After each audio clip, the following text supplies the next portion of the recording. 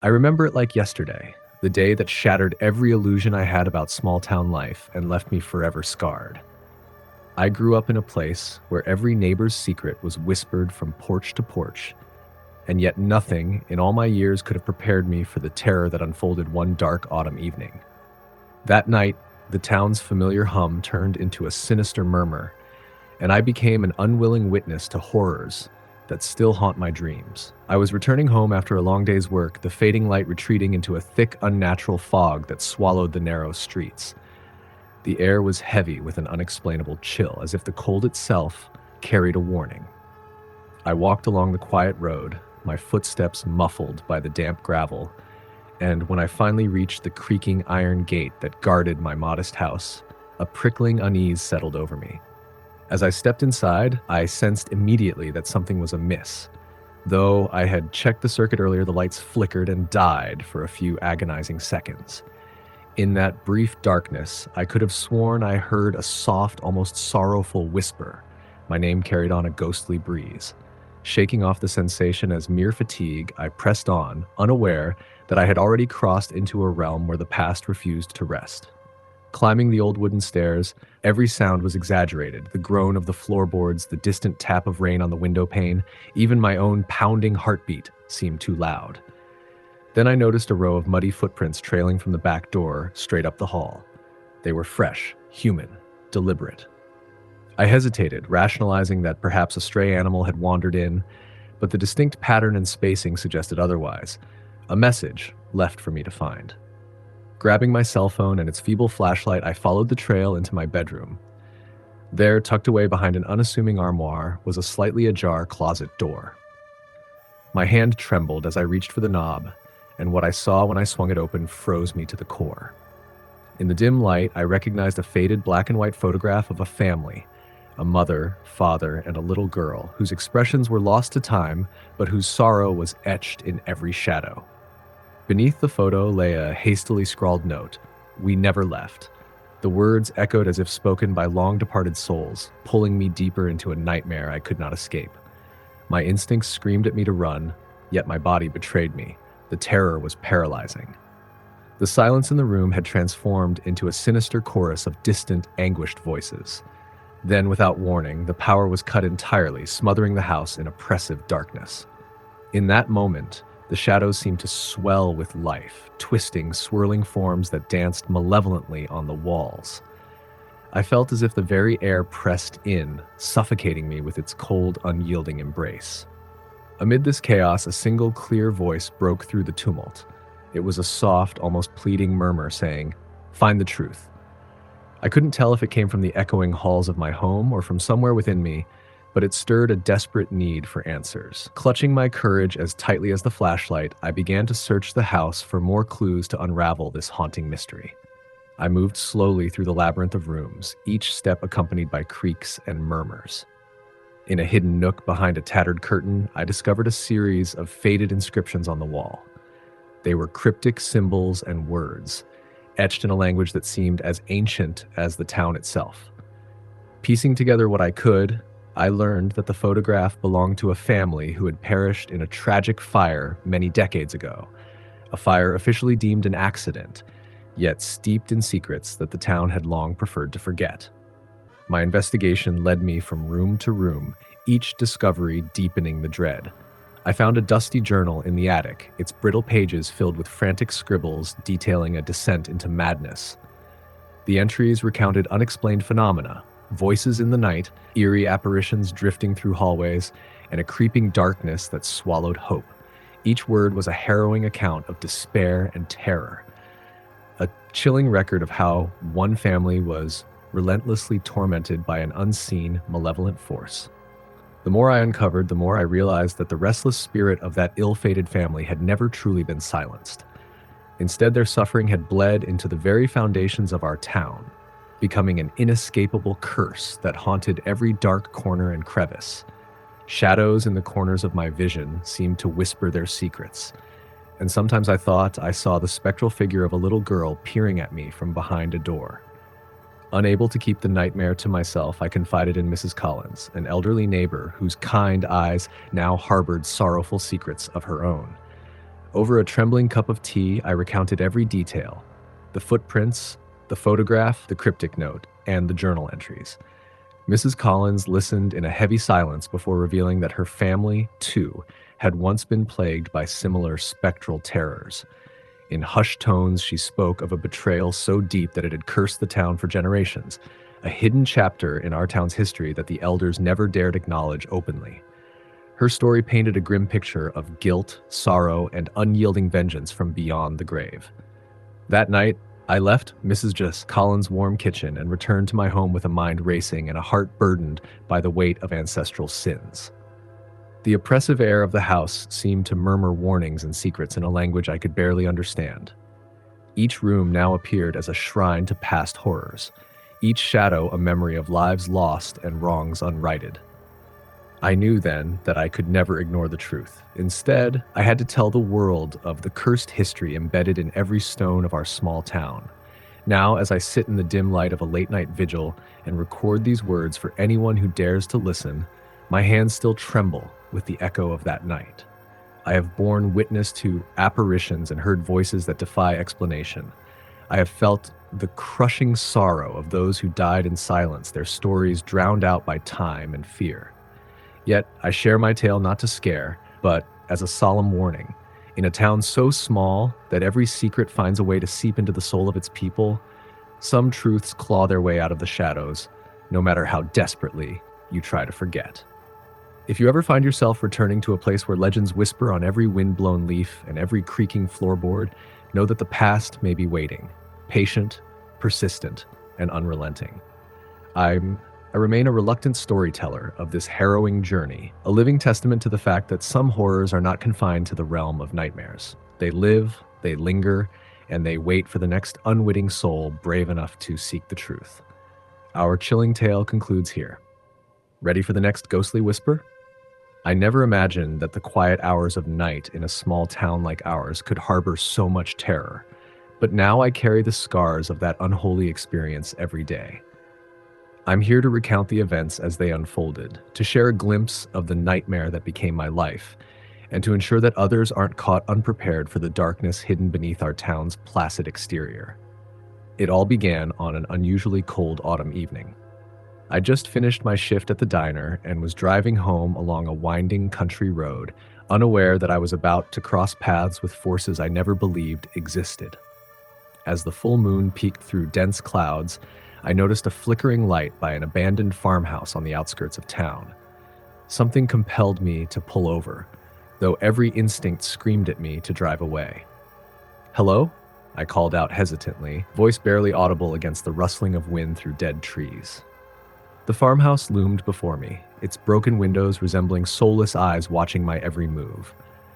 I remember standing there, paralyzed by a strange mixture of dread and curiosity, as if the house itself was daring me to step closer. In that moment, I heard a low, almost inaudible whisper that wasn't coming from the wind.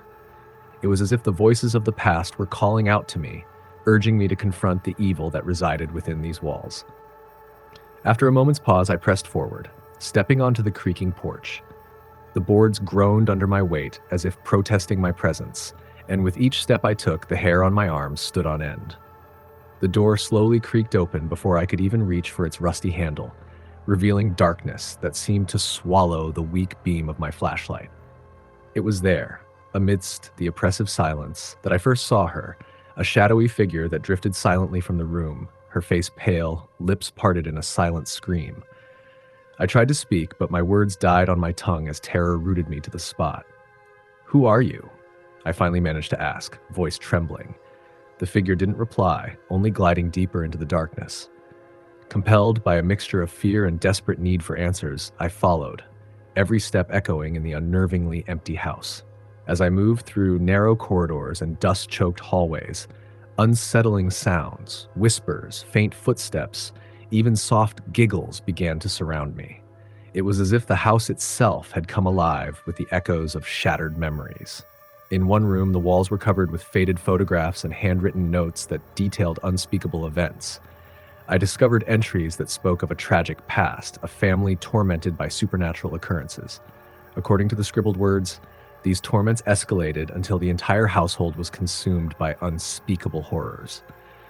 A part of me wanted to flee, but the overwhelming need for truth held me captive. Each new revelation deepened the darkness that had already taken root in my soul. I recall one particular moment when I stood in front of a mirror cracked by decades of neglect. In it, the reflection that looked back at me wasn't entirely my own. For just a moment, I saw another face, pale, gaunt, with eyes that screamed anguish. I stared at it in disbelief, and when I blinked, it was gone. The sensation of being watched overwhelmed me, and I could almost sense that countless other eyes were fixated on me, silently bearing witness to my intrusion into realms where no mortal should tread. As my exploration progressed, I arrived in what appeared to be a child's bedroom. Toys lay scattered on the floor, their once bright colors now dulled by layers of grime and time.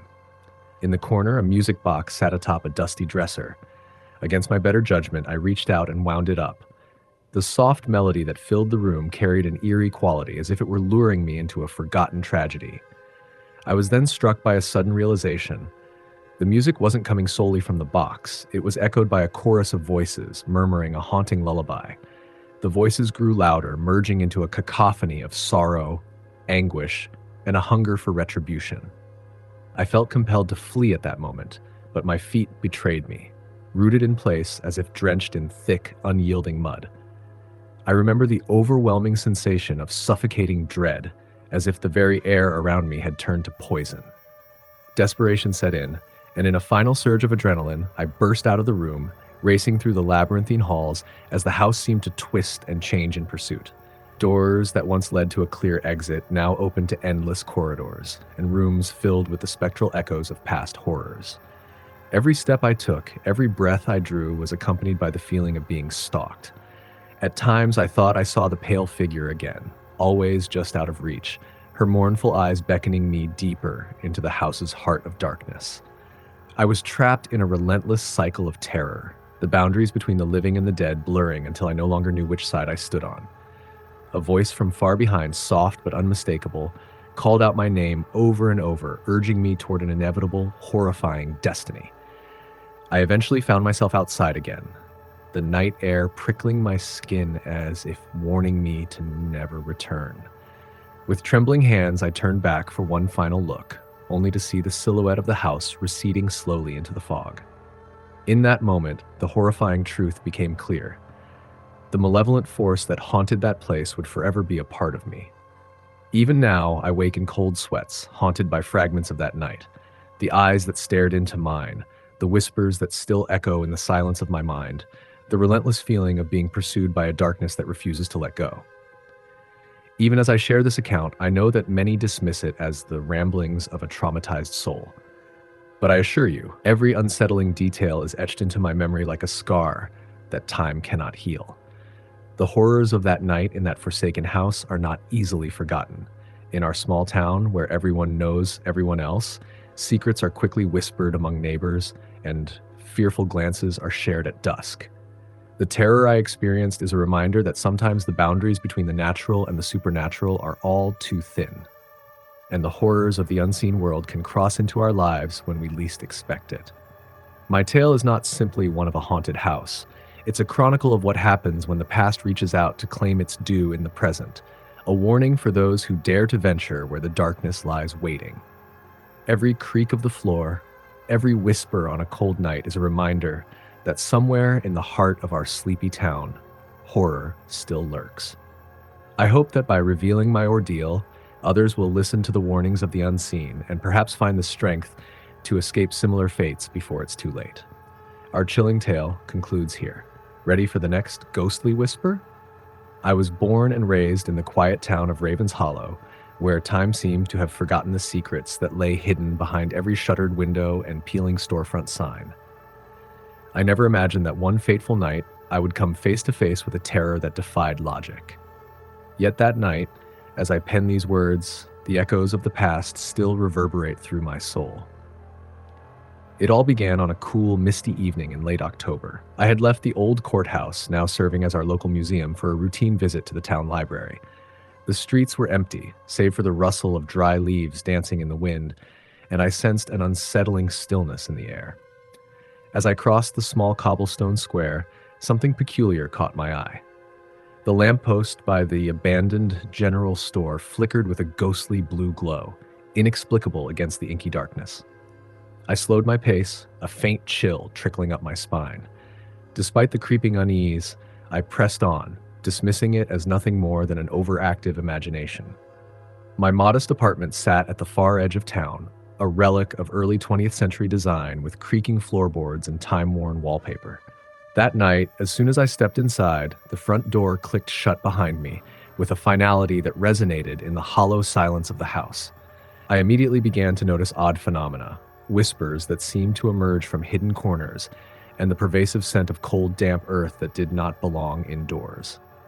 While most would have been frightened, I felt a perplexing mix of sorrow and curiosity, as though a part of me was being drawn into an unfolding story that demanded to be known.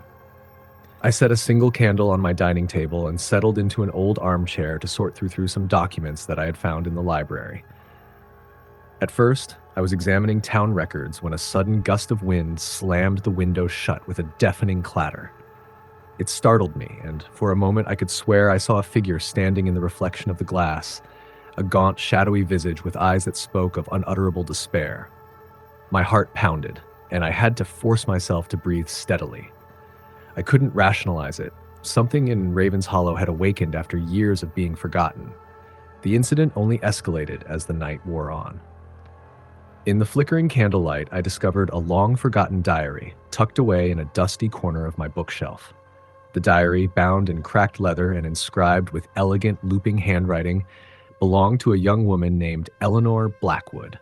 Eleanor had lived in Raven's Hollow nearly a century ago, and her entries painted a vivid picture of both beauty and deep melancholy, hinting at an enduring tragedy that had befallen her family. The final pages of the diary were filled with desperate musings about a presence she had felt in the old mansion on the outskirts of town, a presence that whispered promises of salvation and doom in equal measure.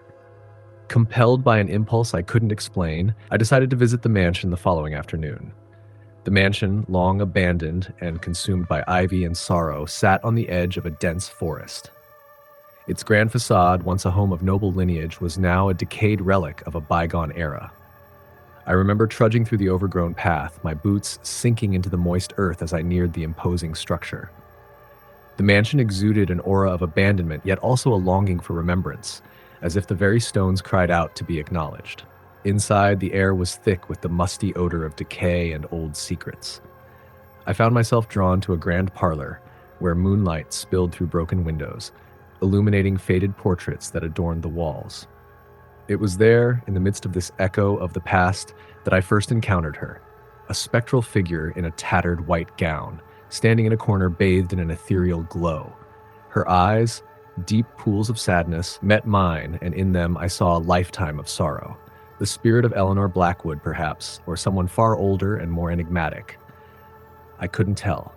Frozen in place by shock, I listened as her lips moved soundlessly. Then, in a voice that resonated like a mournful wind through barren trees, she whispered, "Remember me." Those words stirred something deep within me, a connection across time and memory that demanded acknowledgement. I managed to force out a trembling, "Who are you?" In response, her expression shifted from sorrow to desperation as she pointed toward a grand, cracked mirror leaning against the far wall. As I peered into it, the reflection that stared back wasn't entirely my own. In the distorted glass, I saw fleeting images. A woman clutching a locket, a man standing guard at an open doorway, and a terrified child hiding in the shadows. Determined to piece together the mystery, I began visiting the town's archives, poring over records and newspaper clippings that mentioned the mansion and the Blackwood family. I discovered that tragedy had indeed visited the Blackwoods. A fire had claimed the lives of several family members, including Eleanor and her little brother, on a stormy night, though the official reports hinted at an accidental blaze. Rumors whispered in hushed tones among the older residents spoke of a secret curse, a relentless sorrow that haunted both the mansion and the very streets of Raven's Hollow. In the days that followed my unsettling encounter at the mansion, I experienced more uncanny occurrences. Late at night, I heard a soft lullaby seeping through the walls of my apartment, a gentle melody that seemed to weave its way into my dreams. I began to notice small objects moving of their own accord, a photograph that gradually tilted to face me, a porcelain figurine that rotated imperceptibly on its pedestal. It was as if the past was reaching out, demanding that I witness its lingering agony. One particularly stormy evening, unable to bear the mounting dread, I decided to confront whatever entity was tethered to these tragedies. I returned to the mansion armed with nothing but my resolve and a determination to free both myself and the tormented souls that appeared to be trapped between worlds. Navigating the dusty corridors, I chanced upon a secret door concealed behind an ornate tapestry. The door, slightly ajar, led down to a narrow, spiraling staircase that descended deep into the heart of the mansion. With each step I took, the sound of my heartbeat mingled with the quiet sobbing of distant voices. An overwhelming sense of melancholy washed over me, a weight of history and heartbreak that threatened to consume my very being. At the bottom of the stairs lay a small chamber lined with shelves crammed with relics, faded photographs, handwritten letters, and mementos of lives abruptly severed by fate. In the center of the room stood an ancient wooden trunk, bound with rusted chains. Trembling, I unlatched it and discovered a collection of personal items that painted a portrait of a family in deep despair, belongings of Eleanor and her kin. Among the relics was a delicate silver locket, glistening even in the dim candlelight. The locket bore a portrait of a young girl whose eyes were brimming with sorrow and hope all at once, and it bore the inscription, "Forever Remembered." The artifact pulsed with an almost tangible energy, as if it were the heart of the mansion's lingering anguish. That night, as I cradled the locket in my hand, the room seemed to breathe around me. I heard the soft, unmistakable murmur of a voice say, "Heed our story. Release our pain." I understood then that these spirits were not malevolent in the conventional sense. They were the embodiment of unfinished business, souls yearning for acknowledgement and release from the chains of their tragic past. In that somber moment, I vowed to honor their memories and to share their tale with the world, a tale that had been hidden too long under the cloak of silence and sorrow. Returning to my apartment with the locket, I soon found that the haunting presence began to ebb. The nightly lullabies became quieter, and the gentle reminders gradually faded into bittersweet memories. But though the spectral occurrences lessened, the history of Raven's Hollow remained forever imprinted on my heart. I became a keeper of its stories, a reluctant guardian of its secrets, destined to remind those who dared to listen that even the smallest towns can cradle the deepest, darkest mysteries. And so I share my experience with anyone willing to heed the lessons of the past. In Raven's Hollow, as in so many small towns, the echoes of sorrow and tragedy linger beneath the veneer of ordinary life. Beware the quiet corners and unassuming doorways, for they may hide the souls of those who have yet to find peace. Our chilling tale concludes here. Ready for the next ghostly whisper? I remember the day I left my once peaceful town as if it were etched into my very soul, a memory that wakes my pulse and chills my bones even now. I still hear the distant echoes of whispers and see fleeting shadows that dart around corners where no one else dares to look. The truth is, our town had a secret, a terror that had its roots deep in our past and its branches spread wide over every unsuspecting home. I never imagined I would become a victim, but fate, or perhaps something far darker, had other plans for me. It started subtly at first. I'd come home late after working in the fields, and every time I opened my gate, a feeling of being watched would make me shudder. My neighbors dismissed it as tired imagination, a byproduct of our sleepless nights, but I knew better. Soon I began noticing symbols carved into the old oak trees near the abandoned church, symbols that glowed faintly under the light of the full moon. I tried to hide my unease, but the visions became impossible to ignore. One chilly autumn evening, as the wind howled like a wounded animal, I was returning from a visit to a friend when I heard a scratching sound coming from the bushes. The noise grew louder with every step I took, and I felt as if something was trailing me. I quickened my pace, heart pounding as I navigated the narrow, lamplit streets. Finally, I reached my modest home on the outskirts of town, and the door creaked open as if welcoming me in with the same sinister intent I had felt outside. Inside, the dim light revealed more carvings, this time on the walls of the hallway, deep grooves that seemed to pulse with an eerie life of their own. That night, sleep was a forgotten luxury. I awoke multiple times to the sound of low murmuring, voices speaking an unintelligible language that resonated with the sinister energy of those markings. I realized then that the town's horrors were not confined to the physical world, but had seeped into the very essence of our existence. I whispered to myself, what have I gotten myself into? Even though I had no answers to offer. I soon learned that these occurrences were not isolated to me alone. In hushed tones over midnight phone calls and secret meetings in the cellar of the old diner, other residents shared similar experiences: mysterious lights in the abandoned mine, strange figures roaming the empty streets during foggy nights, and most disturbingly, the feeling of being tracked by unseen forces. One night, my neighbor, Mr. Harris, confided in me that he had seen a gaunt figure standing under the rusted sign of the old railway station.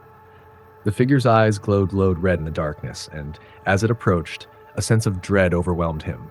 He could only utter a trembling, "Leave us be." Despite the warnings, curiosity led me deeper into the mystery. I began documenting every odd detail: the inexplicable disappearances of livestock, the unsettling presence that followed me at every turn, and even the sudden and inexplicable drop in temperatures in the middle of summer nights. I compiled my notes in a battered notebook, each page a testament to my mounting terror. I had tried to rationalize it at first. Surely there had to be a logical explanation. But as the events grew too bizarre and too frequent, my rationality crumbled. One fateful evening, I decided to confront the darkness head-on. With a trembling heart and a dim flashlight in hand, I ventured out towards the derelict mansion on the hill, a place that even the bravest dared not go. The wind whispered ominous warnings as I stepped through the creaking gate and into the overgrown courtyard. The mansion loomed like a specter from another era, its windows dark and unwelcoming. Inside, the air was heavy with the stench of decay and something far more sinister, an ancient malice that defied explanation. As I climbed the grand staircase, each step echoed like a drumbeat in the silence, guiding me deeper into the heart of the darkness. I reached a room at the end of a narrow corridor where the walls were adorned with more of those glowing symbols. The flash of my light revealed a circle of old faded photographs scattered on the floor, pictures of long-forgotten townsfolk, their faces twisted in silent screams. In the center of the room sat a dusty, worn-out diary. With trembling fingers, I opened it and found entries that chronicled a history of occult practices and inexplicable events.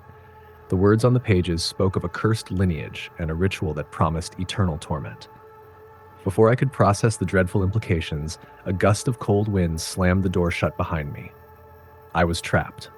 The whispers now swelled into a cacophony, voices merging into an inhuman chorus that promised retribution for the secrets I had unearthed. Shadows flitted across the walls, dancing in a frenzied pattern, as if enacting a long-forgotten ritual. I backed away, my heart pounding in my ears, and stumbled over debris as I searched desperately for an exit.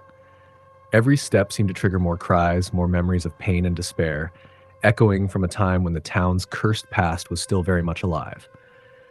In that moment, I knew I had to escape, or I would become another soul ensnared by this malevolent force. With every ounce of willpower, I forced my trembling legs to carry me back towards the door. I burst through the exit and dashed into the night, the terror of that place etched into my mind forever. Even now, as I write these words, I can still feel the icy tendrils of fear creeping up my spine whenever I recall the suffocating darkness and the relentless whispers that sought to claim me. Since that fateful night, life in our town has never been the same. The signs and omens persist, and the community remains haunted, divided between disbelief and a paralyzing dread of the unknown. I can only hope that by sharing my story, those who listen will heed the silent warnings of our cursed town. The horrors that lurk in the shadows are not mere figments of an overactive imagination, but reminders of a past that continues to bleed into our present. My fate may have been sealed on that haunted hill, but the torment of our little town is an eternal legacy, one that warns all who come after us. Every night as I lie in bed, my dreams are filled with faces from that diary, and the whispers of the lost echo softly in the night. I have come to understand that some secrets are best left buried beneath the weight of history, for their revelations are a curse upon those who dare to uncover them. And so, with each sunrise, I live with the terrible knowledge that the echoes of our town's haunted legacy remain, and that perhaps, somewhere in the dark corners, the terror is waiting to strike again. Our chilling tale concludes here. Ready for the next ghostly whisper? I never imagined that a quiet life in a little town like Briar's Bend could harbor secrets darker than the endless autumn nights. Yet, as I sit here and recount my harrowing experience, I feel compelled to warn anyone who dares to linger near the edge of that forgotten part of our world. My name is Elaine, and what happened to me is a memory I cannot shake, nor would I wish it upon anyone. It all began on a crisp October evening. I had returned to Briar's Bend after years away, drawn back by the pull of nostalgia and the remnants of childhood memories. The town, known for its serene streets and ancient oak trees, had a charm that belied the mystery lurking beneath its surface. I moved into an old cottage on the outskirts, a quaint dwelling with creaking floors and a whispering wind that seemed to know all of its inhabitants' secrets. Shortly after my arrival, I began noticing oddities that no explanation could settle. At first, it was a soft humming that floated through the hallway in the dead of night, as if carried on the wind from another realm. I assumed it was just my imagination, a byproduct of isolation and long, silent hours. But soon, the signs grew unmistakable. Old photographs, long hidden in a dusty trunk, depicted families with sad eyes and cryptic symbols subtly etched into the corners of the pictures. These images sent shivers down my spine every time I glanced at them, although I couldn't explain why they haunted my dreams. One evening, as a violent storm raged outside, I returned home from a visit to the local library where I was researching Briar's Bend history. The power had flickered off by the time I reached my cottage, plunging me into a darkness punctuated only by the erratic flashes of lightning. As I fumbled for my flashlight, I heard footsteps pacing outside on the cobblestone path. My heart pounded, and I slowly approached the window. To my horror, I saw a tall, gaunt figure in a tattered coat standing under the ancient elm tree, its eyes fixed on my door. The moment our eyes met, I felt an inexplicable chill crawl up my spine and a voice, soft yet laden with sorrow, whisper, "Welcome home." The following day, I mustered the courage to inquire with old Mr. Caldwell, the town historian, about the eerie figure I'd seen. His face grew ashen as he recalled the tale of the Wanderer, a spirit said to be bound to the land after an unspeakable act long ago. According to local lore, a traveler had once been betrayed in Briar's Bend, left to wander in a limbo of regret and anguish. Mr. Caldwell's words, spoken in a tremulous voice, sent waves of dread surging through me. "Beware the nights, Elaine," he cautioned. "The past here is not content to rest." Determined to unearth the truth, I began to explore the town's forgotten corners. Guided by my instincts and the fragments of folklore I had pieced together, I ventured into the overgrown cemetery behind the old church, a place where time itself seemed to have decayed. Tombstones, weathered and crooked, bore names that blurred into the annals of memory. Among them, I found one with an inscription that matched a symbol on the photographs from the trunk. The inscription read, "In this land, betrayal births eternal sorrow." As I trailed my fingers over the cold stone, I felt a presence, the same mournful humming that had haunted me before, circling around me like a spectral embrace. That night, I decided to stay awake in the cottage, determined to document whatever phenomena might occur. The hours passed slowly, punctuated only by the rustle of wind through the trees and the incessant tick of an old grandfather clock. Just past midnight, the air grew unnaturally cold and my breath was visible in the pale moonlight filtering through the window. I sat up in bed, frozen by the unmistakable sensation of being watched. When I opened my eyes, there stood a woman in a long, tattered dress by the foot of the bed. Her eyes, wide and sorrowful, pleaded silently with me to listen. In a voice as fragile as cobwebs, she began to recount her story. Once, she had been a young bride in Briar's Bend, in love and hopeful for the future. But one fateful night, betrayal shattered her world. Her husband, seduced by promises of wealth, abandoned her for a life of decadence. In the depths of her despair, she had wandered into the cemetery seeking solace, and there, in the silent company of the dead, an unspeakable curse had been cast upon her soul. Trapped between the living and the dead, she became doomed to wander the night, her spirit forever yearning for justice and redemption. I could only watch, helpless and heartbroken, as the phantom faded with the first hint of dawn. The encounter left me shaken to my core. Over the following days, unexplained occurrences escalated. Objects in my cottage shifted places, not by the reckless wind, but by a deliberate hand. Doors opened and closed on their own, accompanied by the soft murmur of voices that spoke in hushed tones. I began to fear the creeping darkness, dreading the onset of twilight when the spirits of Briar's Bend claimed their domain. One particularly harrowing evening, I decided to confront the spectral unrest head-on. With nothing but a notebook in hand, I returned to the cemetery, determined to converse with the entities that haunted the grounds. I sat on a weathered bench beneath the gnarled branches of an ancient oak. As dusk descended, shadows lengthened and the silence deepened into a profound stillness. It was then that the ground beneath me trembled, and spectral figures began to emerge, each with eyes laden with sorrow, regrets, and unfulfilled destinies. They formed a circle, their ghostly forms flickering in the ephemeral light. In that eerie congregation, the figure of the forlorn bride took center stage, her face a portrait of despair and longing.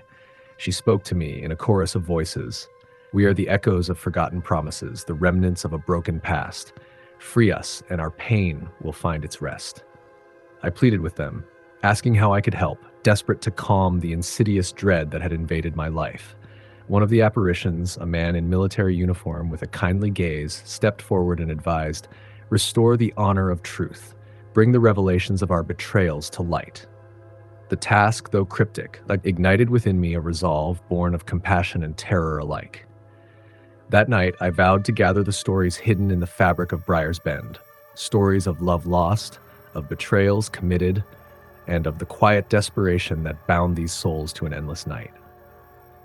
With newfound determination, I spent the following weeks unearthing documents, interviewing the remaining town elders, and piecing together a tapestry of sorrow woven through generations. I discovered that every whispered legend had roots in real human heartbreak and greed, the very human failings that had spawned the cursed wanderer and the grieving bride. My research, though painful, became my salvation, as I began to understand that releasing these spirits required acknowledging their stories rather than burying them in silence. Every revelation seemed to soften the spectral disturbances. Slowly, the hauntings grew less violent, as if the very act of recognition was soothing their eternal agony. I realized then that the cursed entities of Briar's Bend were not malicious monsters, but tormented souls, desperately seeking the dignity of remembrance. And yet, I also understood that such dark legacies rarely vanish without a trace.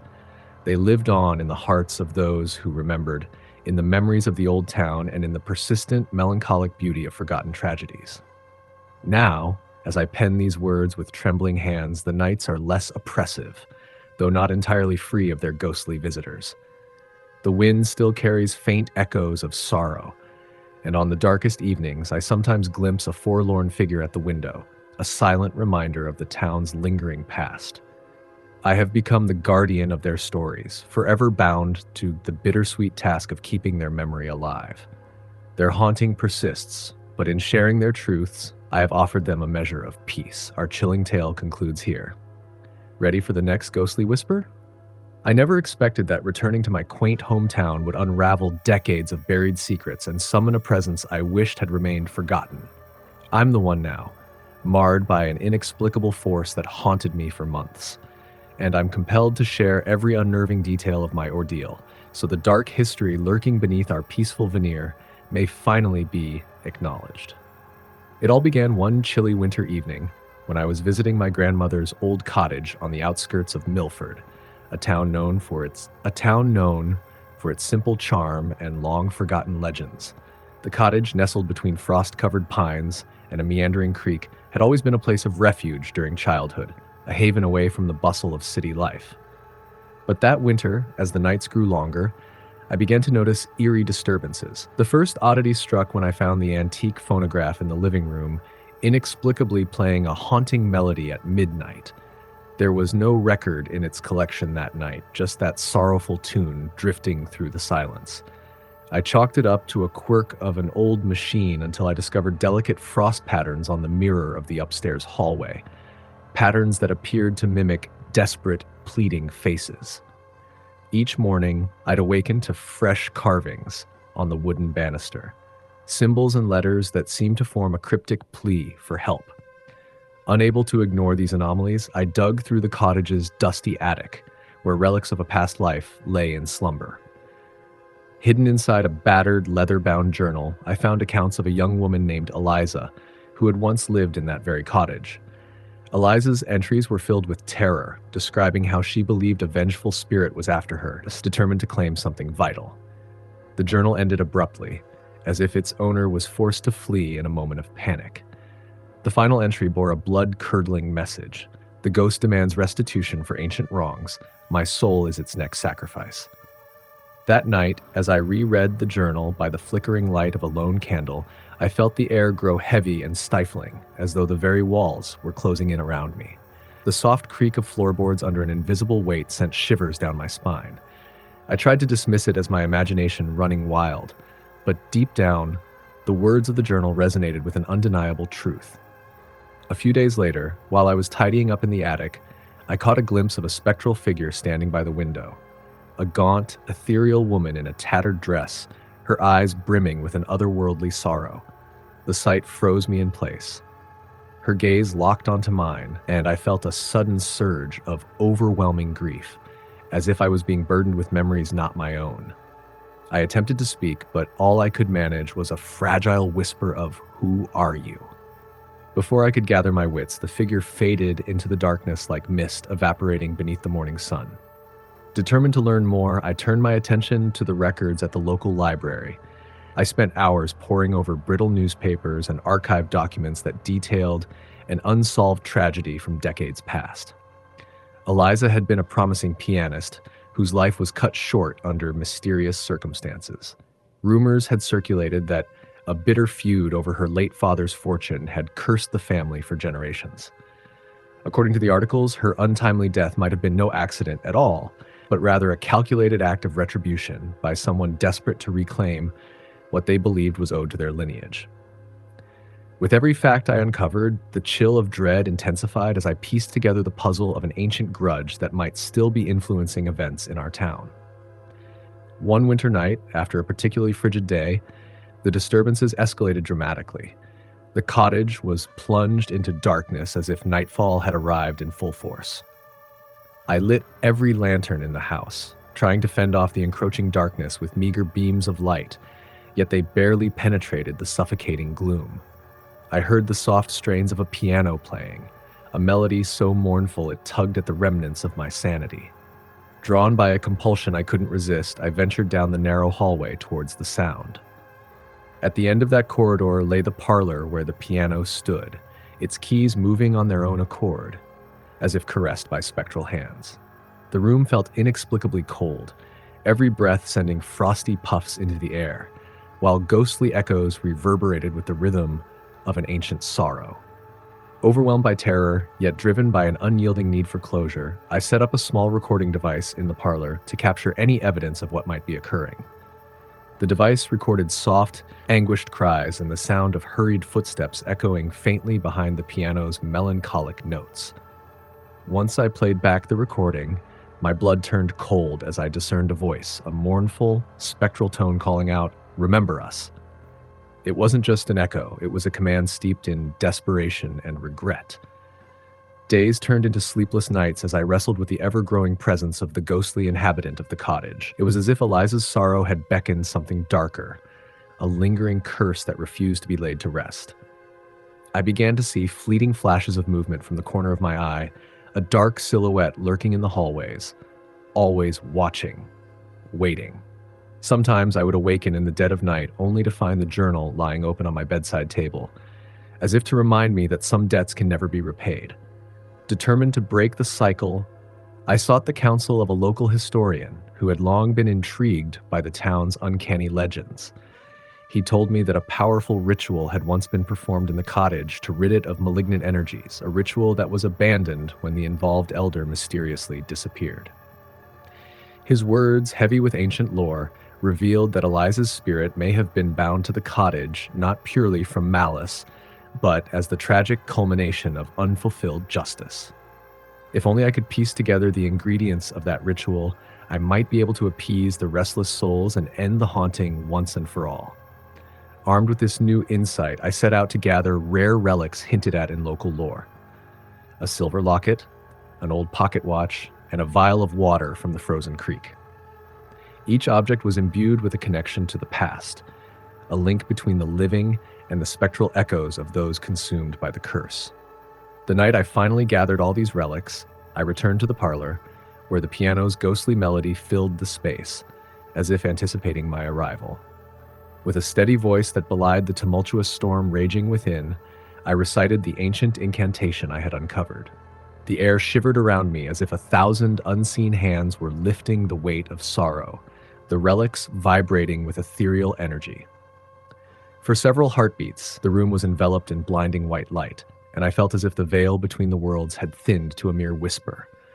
And then, as abruptly as it had begun, the light faded, and in its wake, a profound silence took hold. A gust of wind swept through the cottage, and with it, I could almost sense a final sigh of relief, a release from centuries of torment. Yet, as I stood there trembling in the pale aftermath, I knew that the ghosts of Milford, both bitter and broken, had not entirely vanished. They lingered as somber memories woven into the fabric of the town, forever serving as a reminder that the past will always reach out, seeking reconciliation or retribution in equal measure.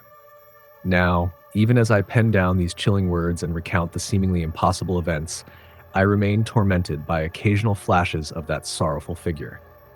In moments of quiet solitude, her eyes meet mine from the shadows, a reminder that some spirits are forever tied to the tragedies that birthed them, and that the echoes of old wounds never fully fade.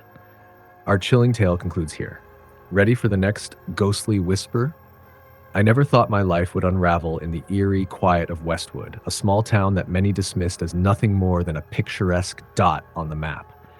I remember the chill of that October night, the wind low and murmuring as if warning me of what was to come.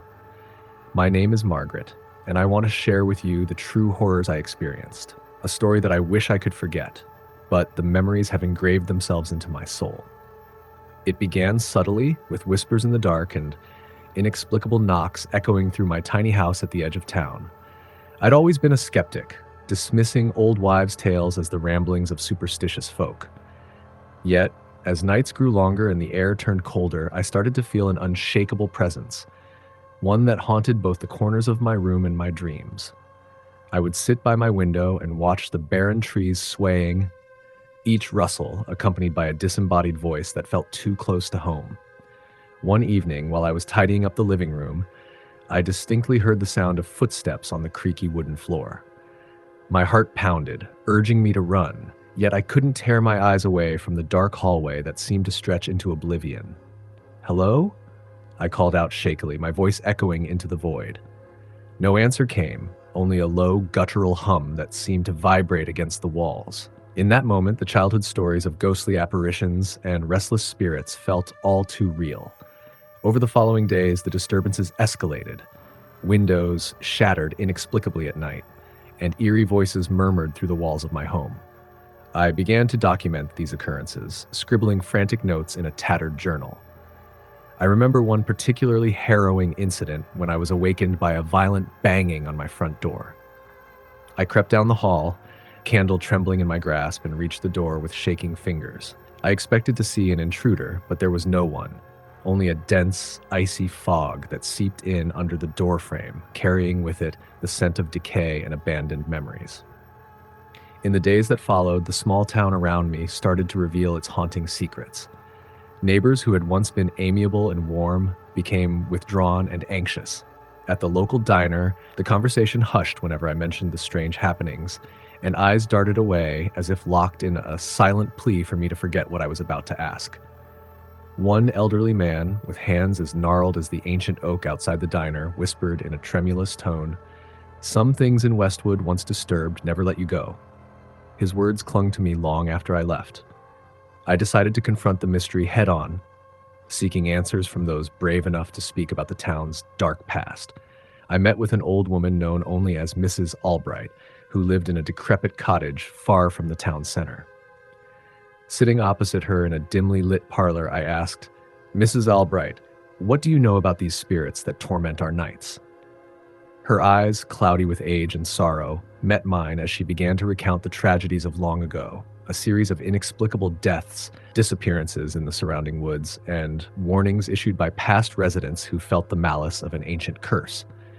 As she spoke, thunder rumbled in the distance, and even the candle flame seemed to flicker in sympathetic dread. I couldn't shake the sense that I was being marked, followed by a presence that grew bolder with every passing night. My home, once a sanctuary, transformed into a place of constant fear. I experienced nights where phantom hands brushed against my skin, leaving trails of cold terror. Sleep became a luxury, for every creak or whisper was a reminder that I was not alone. Desperation led me to call the local sheriff, a man with a hardened demeanor and a reluctance to believe in ghost stories. "Ma'am, it's a small town. We deal with noises and old houses," he insisted dismissively. But his eyes betrayed a flicker of doubt, the same unease that I carried with every step I took in the dead of night. One fateful stormy night, the terror reached its peak. The wind howled like the wail of the damned, and the rain battered my roof with ferocity. I was curled up in bed when a loud crash jolted me awake.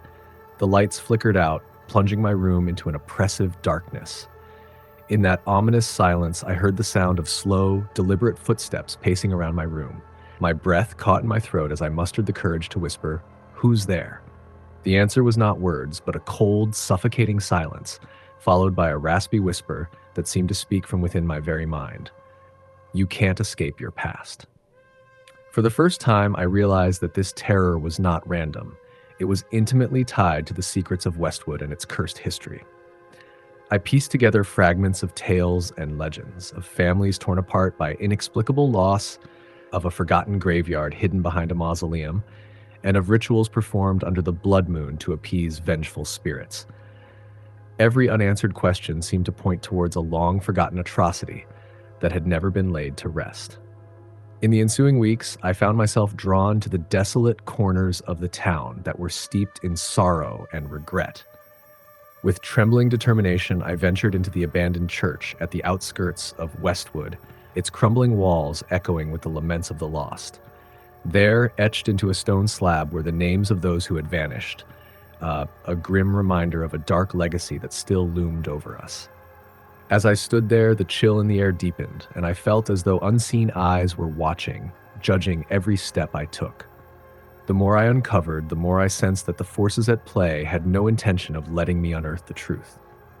The relentless spirit that had haunted my nights made one final terrible appearance, a shadowy figure that materialized in the corridor of the church. "Leave now," it seemed to command, its voice a dissonant blend of sorrow and rage. I bolted, running blindly through the labyrinthine passages until I burst out into the stormy night. Each drop of rain was a reminder of the cleansing I so desperately sought, yet the stains of that unholy encounter clung to my mind. In the quiet aftermath, as I tried to mend my shattered nerves, I realized that the small town of Westwood was not merely a place on the map. It was a living, breathing relic of malevolence. The terror I experienced was not just a sequence of unfortunate events, but a warning, a lesson etched in the annals of time for those who dare disturb what lies beneath the surface. Even now, when the wind whistles through the empty streets, or when the moon is but a sliver in the dark sky, I can still feel that unseen presence lingering at the edge of my consciousness. Every word I share comes with the hope that you, the listener, will heed these warnings. In the quiet corners of our world, where the veil between life and death is thin, there exist stories too horrifying to be forgotten. My ordeal in Westwood continues to live within me, a macabre reminder that some truths are better left buried. And as the clock ticks on and shadows lengthen, I remain ever vigilant, knowing that the horrors I encountered might one day return for anyone daring enough to uncover the secrets of a small town that sleeps uneasily beneath its cursed silence. Our chilling tale concludes here. Ready for the next ghostly whisper? I still tremble thinking about those nights in Raven's Hollow, a forgotten town where every whisper of the wind carries a ghostly secret. My name is Evelyn, and I share my story in the hope that someone somewhere will heed the warning that not all memories are meant to be revisited. It started on an unusually crisp autumn evening when I first noticed something was off. I had recently moved into an old farmhouse on the outskirts of Ravens Hollow, a quaint settlement that few visited and even fewer remembered. At first, it was just small things, a door left ajar that I was certain I'd locked the night before, and shadows that danced at the edge of my vision, quickly disappearing when I turned to look. Then came the nights filled with inexplicable sounds, soft murmurs in the dead of night, and sometimes a hollow knock echoing along the creaking floorboards of my home. One midnight, I awoke to the sound of a piano playing a slow, mournful tune. I lay frozen, listening as the notes drifted through the hallway, coming from a room I didn't even remember having. The melody was both enchanting and sorrowful, wrapping around me like tendrils of fog as I tried to piece together how this haunting music could originate from my own house. A few days later, I encountered a figure near the old watermill at the edge of town. The mill was abandoned, its wood rotting and its wheel motionless since a tragic accident many years past. I was gathering firewood when I saw him, a gaunt, spectral man dressed in garments that belonged to another era, standing silently by the ruined structure. His eyes met mine, and in that frozen moment, fear and pity mingled in his tired gaze. I wanted to cry out for help, but my voice was swallowed by the heavy air. As quickly as he appeared, he faded into the mist, leaving me with nothing but a lingering dread. Each subsequent night seemed to escalate in intensity. It wasn't long before I noticed odd messages scrawled in faded chalk on the inside of my window, phrases like "remember us" and "heed the warning" that evaporated by morning dew. The farmhouse, once a refuge from the busy world, turned into a prison of echoes and half-heard voices. I became a prisoner in my own home, questioning whether the hauntings were a product of solitude or something far more sinister. Desperate for answers, I began exploring the neglected corners of Ravens Hollow. At the town library, I discovered records of an unsolved tragedy from nearly a century ago. An entire family, the Elders, had mysteriously vanished on a bitter winter night. The newspapers described the night as ghostly and unsettling, as if the darkness itself had swallowed them whole. The more I read, the more I felt a strange kinship with their fate, as if their sorrow had seeped into the very bricks of my farmhouse. I sought counsel from an elderly historian named Mr. Harding, a quiet man who carried the weight of the past in his eyes. In his cluttered study, filled with yellowed maps and brittle photographs of a forgotten era, I asked, "What do you know of these spirits that haunt this place?" He stared at me for several long moments before replying in a soft, raspy tone, "Ravens Hollow holds memories too painful for time to forget. Some souls are tethered to the world because they died before their secrets could be laid to rest." His words chilled me, and I sensed that the truth behind those secrets was far darker than any ghost story told around a campfire. That very night, as a dense fog swallowed the land, the presence in my home became overtly hostile. I lay in bed when the temperature plummeted, my blankets suddenly feeling like shards of ice. The air thickened, and I heard a low growl emanating from behind the walls, a sound that seemed to come from a place of profound sorrow and anger. With every passing minute, the malevolent force grew bolder. It shifted shapes in the dark corners of my room, materializing as a distorted silhouette, its form blurred like a watercolor left in the rain.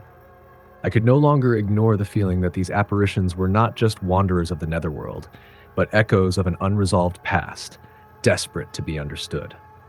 Compelled to confront this presence, I decided to venture out to the town's memorial park, the final resting ground of many who had suffered untimely deaths. Under the ghostly glow of a full moon, I wandered past mausoleums and weathered headstones until I reached a family plot that looked eerily well-maintained despite the decades that had passed. There, amongst the carved names, was the inscription, "The Elders." As I knelt to trace the letters with trembling fingers, I felt an overwhelming surge of sorrow and regret. It was as if I had unlocked a door, revealing the tragic truth behind the disappearances. I knew then that the restless spirit I had seen was a remnant of the Elder family, a silent guardian demanding that their unspoken story be acknowledged. Even after that chilling encounter, I struggled to reclaim any semblance of normalcy. Every object in my farmhouse seemed to move with a life of its own, a chair that creaked in a rhythm that mimicked a heartbeat, a clock that stopped ticking at the stroke of midnight, and a mirror that reflected a world dimly distorted, as if it were looking into another realm. My nights merged into a blur of terror and sorrow, and the boundary between my waking hours and my nightmares grew indistinguishable. In a desperate bid to reclaim my life, I organized a small gathering of the town's residents at the local community hall, where I recounted what had transpired in my home and the hints of history I had uncovered. Faces that were usually impassive softened with pain and regret. One woman, her eyes shimmering with unshed tears, shared that she too had experienced strange visions, a soft lullaby echoing from the walls of her attic, and a gentle hand brushing her hair in the darkness of sleep. We realized that the malevolent force was not attacking out of random cruelty. It was an anguished cry for help from souls trapped in the limbo of past despair. Despite our efforts to reach out to the restless spirits through rituals and prayers, the darkness within Raven's Hollow remained persistent. The land itself seemed to mourn with us, shrouded in perpetual gray and abandoned by the warmth of the sun. I eventually left the farmhouse, carrying with me memories that no amount of time or distance has managed to erase. Now I live in a quiet city far from that cursed town. Yet every so often, when the autumn wind blows and the fog rolls in thick and heavy, I can almost hear the soft strains of that mournful piano, the haunting reminder of a secret too painful to forget. As I share my tale, I am both haunted by the memories and relieved to have survived the ordeal. Raven's Hollow remains a mystery locked in the blurred space between the known and the unknown, forever a testament to the power of unresolved grief and the restless nature of memories that refuse to fade with time. Our chilling tale concludes here. Ready for the next ghostly whisper? I was never one for superstitions until I found myself drawn into the shadows of Willow Creek, a sleepy town where the line between the living and the spirit world was as thin as the mist that crept along its abandoned streets. My name is Thomas, and everything I once believed about life and death was forever altered during the haunting that followed my return to this forsaken place. I moved back into the dilapidated family inn, a structure that had seen better days, its grandeur lost beneath layers of dust and neglect, hoping to reclaim the ancestral home left to me after my estranged uncle's mysterious passing. The inn stood on the outskirts of town, perched atop a hill that overlooked fields now barren and a vast, dark forest that locals warned never to enter. Even the winds seemed to sing a dirge as they passed through the broken windows and creaking halls. My first night back was unsettling. The corridors of the inn echoed with each tentative step I took, and I could swear I heard murmurs in a language unknown to me. At midnight, I woke to a distant lullaby, a soft, melancholic tune that floated through the halls. I followed the sound, heart pounding, only to find the music coming from an old, dusty phonograph in the forgotten parlor. Its needle moved on its own, scratching out notes in the dead silence. With each note, a chill crawled along my spine, as if the room itself were mourning its long-forgotten past.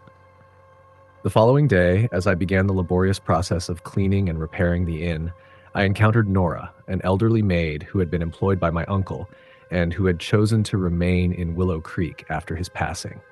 Nora was quiet, her eyes holding secrets and sorrows I could scarcely imagine. Over a steaming cup of tea, she confided in me whispers of the inn's troubled history, tales of vanished guests, unexplained apparitions, and a tragic night when the inn's ballroom once hosted a party that ended in inexplicable carnage. "They say the souls here never left," she murmured, her voice trembling as if haunted by her own memories. That very evening, while I sat alone in my small office poring over faded records, a sudden knock rattled the heavy wooden door. Expecting a disgruntled villager, or perhaps Nora returning with news, I opened it cautiously, only to be met by a dense fog that swallowed the hall. As I stepped out to inspect, I noticed a set of delicate footprints appearing on the dew-dampened floor, tiny, almost childlike imprints that glowed faintly under the moonlight. I followed them, my instincts screaming that I was treading in dangerous territory. The prints led me to the edge of the forest, where an ancient willow tree bent low as if in grief. There, carved into the bark, were cryptic symbols that matched those in an old journal I discovered hidden behind a wall panel. A journal belonging to my uncle, filled with frantic scribbles and warnings of an awakening. That night, sleep eluded me. I could hear whispers, the soft rustle of unseen movements, and the sound of footsteps pacing above my head. The inn transformed from a once cherished family legacy into a house of eternal lament. In the dead of night, as the wind shrieked outside and lightning illuminated the battered facade, I was struck by a chilling vision. The reflection of a young girl in the mirror of the upstairs corridor. Her eyes were wide with sorrow, and she beckoned to me, silently pleading for deliverance from an unknown torment. Haunted by the girl's image, I consulted the town's small archive the next day. There, buried in a collection of yellowed newspapers, I uncovered a long-forgotten tragedy, a tale of a little girl named Eliza who had perished under mysterious circumstances during the inn's heyday. According to the records, Eliza vanished on a stormy night, and though her body was never found, the sorrow that engulfed the town lingered like a spectral fog. The more I learned, the more I felt that my home was not just haunted by random ghosts, but by a spirit trapped in perpetual grief, desperate for closure. Desperation mounting, I reached out to a local historian, Mr. Calhoun, who had spent decades chronicling the unsolved mysteries of Willow Creek. In his cluttered study, amid stacks of brittle manuscripts and faded photographs, he recounted an eerie ritual practiced by the inn's long-departed inhabitants. They believed that Eliza's spirit was the anchor of all misfortune here, he explained slowly. Only by acknowledging her pain and offering a gesture of genuine remorse can the cycle of sorrow be broken. His words resonated with a mix of empathy and dread, for I knew that the spirits of the inn and the town itself were bound by a lingering history of loss and regret. Determined to set things right, I organized a quiet vigil in the inn's grand foyer. I lit candles and placed a small bouquet of wildflowers near a framed photograph of Eliza, a faded picture that had been hidden away in one of the forgotten trunks. As midnight approached, I whispered apologies into the darkness, pleading for forgiveness on behalf of my family's past transgressions. The air turned heavy, the silence absolute, and I could hear nothing but the pounding of my heart. Then, as if answering my plea, the candles flickered violently and a soft, sorrowful hum filled the room, a sound that seemed to carry the weight of centuries. In that poignant moment, the presence of the little girl felt palpable. I dared to speak her name. Eliza, I'm sorry. Please, let us find peace. The room shuddered in response, and the vision of the young girl reappeared, more distinct than before. This time, though her eyes were drenched with tears, they shimmered with a hint of relief. The oppressive heaviness that had long cast its shadow over the inn began to lift, replaced by a quiet, bittersweet calm. Yet, as the hours ticked by and the candles burned low, the unsettling occurrences did not vanish entirely. I continued to witness fleeting glimpses of shapes in the halls, ghostly hands that brushed against my shoulders in the dead of night, and disembodied echoes of laughter that carried both joy and sorrow. It was as though the inn was surrendering to its past, an honest admission that it had been a sanctuary of broken souls, forever intertwined by the secrets of Willow Creek. I eventually decided to leave the inn, unable to fully reconcile with the spectral whispers that still clung to every corner. But even as I packed my bags, I understood that the essence of the inn and of Willow Creek itself would forever remain a part of me. The ghostly remnants of pain and love, the desperate pleas for forgiveness, and the bittersweet resolution of Eliza's tragic tale had imbued my soul with a reverence for the unseen forces of regret and redemption. Now, years later, I reside in a bustling city far removed from Willow Creek's melancholic embrace. Yet, on quiet nights when the wind carries a hint of autumn's chill, I find myself drawn back to the memories of that haunting season. The spectral lullabies, the childlike footprints beneath the willow, and the gentle farewell from a spirit finally set free. My recollections remain a testament to the enduring power of empathy amidst the darkest of horrors, a reminder that even in the midst of terror, there can be moments of profound grace and salvation. Our chilling tale concludes here. Ready for the next ghostly whisper? I never imagined that the sleepy town of Coldwater's End could harbor a secret so dark it would forever alter my grasp on reality. I was a longtime resident, content with the town's predictable rhythm and the comfort of familiar faces, until one wintry night unraveled everything I thought I knew about home. I had returned from a late shift at the diner, my mind heavy with the day's trivial troubles, when I noticed an unusual stillness in the air. The streetlights shuddered in a bizarre, intermittent glow, casting elongated, distorted shadows along the narrow lane leading to my aging family home. As I pulled into the gravel driveway, the silence that greeted me wasn't the reassuring quiet of a small town at night. It was an eerie vacuum, broken only by the sound of my tires crunching against the frostbitten gravel. I entered the house and was immediately struck by a sudden drop in temperature. The air felt unnaturally cold, as if the walls themselves had absorbed a centuries-old chill. At first, I dismissed it as the wind sneaking through a window left ajar, but my instincts told me something far more sinister was at play. That night, as I sat in my living room trying to shake off a growing sense of dread, I heard it. A soft, almost indistinct tapping coming from upstairs. Convinced it was merely the old pipes groaning under winter's strain, I ignored it until the sound repeated, louder this time, echoing like a persistent heartbeat. With a mixture of curiosity and trepidation, I ascended the creaking staircase, following the rhythmic tapping that led me to the master bedroom. There, on the floor near the antique bed, lay a tattered envelope that hadn't been there before. Its edges were frayed by time, and the handwriting on it was elegant yet desperate. "Help us." I felt a chill run down my spine as I carefully opened the envelope. Inside, I discovered several faded photographs and a brittle, handwritten note that recounted a tragedy that had long been buried by the community. The note spoke of a family, the Whitfields, who had once lived in the very house I now called home. They had vanished one bitter winter night under circumstances that were officially declared an accident, yet local whispers hinted at something darker, a curse that had stolen them away, leaving their restless spirits to wander in eternal limbo. Unable to ignore the ominous message, I began to retrace the Whitfield family's history. My search led me to the dusty archives at the Coldwater Historical Society, a building as old as the town itself. There, I spent hours scouring microfilm records and faded clippings. I learned that the Whitfields were once revered pillars of Coldwater's End, known for their generosity and warmth. However, on one stormy night over a century ago, the entire family had perished in what was recorded as a tragic house fire. Yet local lore insisted that the fire was no accident, that it had been set by a vengeful spirit, a wronged soul whose sorrow had cursed the family forever. Returning home with a heavy heart and trembling hands, I felt the oppressive atmosphere intensify. Each creak of the floorboards, each rustle of the wind through the ancient trees outside, seemed to carry the weight of unseen eyes. That night, I could scarcely sleep. The wind's mournful howl and the soft murmurs that floated through the hallways kept me alert, as if the very house were alive with voices from beyond. In the following days, more unexplained events began to unfold. I discovered objects in my home inexplicably moved.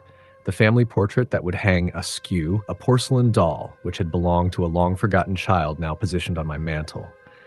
And then there was the old grandfather clock in the foyer that chimed at odd hours, far removed from any logical schedule. My every attempt to rationalize these occurrences crumbled as the evidence mounted, unmistakable signs that the past was intruding into my present. It was on a particularly bleak afternoon, with the sky a murky gray and the wind carrying a sorrowful moan, that I decided to confront whatever force haunted the house. I gathered my resolve, and with nothing more than a flashlight and the fragile envelope as my guide, I ventured into the attic, a place I had long avoided. The attic was a veritable graveyard of relics and forgotten memories, its air thick with dust and decay. There, behind a stack of ancient trunks, I uncovered a hidden diary bound in cracked leather. The faded ink chronicled the final days of Mrs. Whitfield's life. Her words revealed a deep-rooted despair and an unyielding fear of an entity she believed was bent on reclaiming the family legacy. Her final entry was a frantic scrawl, urging her loved ones to flee and to warn future generations of the curse that dwelled within the walls. Clutching the diary, I felt a presence behind me, a cold shadow that slid over my shoulder like a whisper. I dared not turn around immediately, and instead whispered, "Who are you? What do you want?" The response came in a voice barely audible, yet laden with sorrow. "Remember me." The words were imbued with a longing so profound it nearly broke my spirit. In that haunting moment, I sensed the overwhelming despair of a soul trapped in the echoes of a bygone tragedy. Over the next few nights, the manifestations became bolder. I saw fleeting reflections in the mirror, Faces etched with grief, eyes pleading for release, and hands that reached out as though desperate to guide me away from an impending doom. The luminous figure of a woman, perhaps Mrs. Whitfield herself, appeared occasionally in the hall, her expression a blend of quiet resignation and deep-seated regret. The house, which had once been a sanctuary, was now a maze of unfulfilled sorrows and anguished memories. Determined to help bring peace to these lingering spirits, I reached out to the town's reluctant elder, Mr. Hargrove, who claimed to have known the Whitfields in his youth. Sitting in the warm, dim light of his parlor, he recounted with trembling voice the rumored events of that fateful night. He told me of a bitter feud and a secret betrayal within the family, a hidden scandal that had festered long after the fire had claimed their lives. According to Mr. Hargrove, the curse was not a random twist of fate, but the result of a grievous injustice that demanded redemption. I left his modest home with both a heavy heart and a renewed sense of duty, to honor the memories of the Whitfields and to seek the truth that had been overshadowed by fear and silence. Armed with these revelations, I began organizing what would be, unbeknownst to me, the final act of reconciliation. I invited a few trusted neighbors, individuals who shared the same lingering unease about the past, to hold a small vigil in the house. Together, we gathered in the main hall, under the faint light of candles, our voices soft and respectful, as we recited pleas for forgiveness and reconciliation. The air itself seemed to tremble with anticipation, as if the house, burdened by decades of sorrow, was ready to let go of its painful secrets. As our voices melded into a chorus of remembrance, an indescribable warmth replaced the lingering chill. The relentless tapping, the mysterious movements of objects, and the silent pleas of the unseen all fell into a profound stillness. For a fleeting moment, it was as if the spectral chains that had bound the Whitfields for generations were finally dissolving. I stood there, eyes closed and heart open, feeling the bittersweet release of a long-held anguish. Yet even as the silence settled, I sensed that a part of their tale would always remain etched in the fabric of Coldwater's End, a reminder of the fragile boundary between life and death, between memory and oblivion. In the days since that nocturnal vigil, life in the house has gradually returned to a semblance of normalcy. The inexplicable phenomena have lessened, though the air sometimes carries a whisper, a quiet echo of gratitude, or perhaps a lingering plea to never forget. I have kept the diary and the envelope safely tucked away, treasures of a sorrowful past that I am now entrusted to remember and honor. And every time I pass by the old family portrait or hear the soft murmur of the wind through the trees, I am reminded of those lost souls who, for a brief instant, found solace in being remembered. Our chilling tale concludes here. Ready for the next ghostly whisper?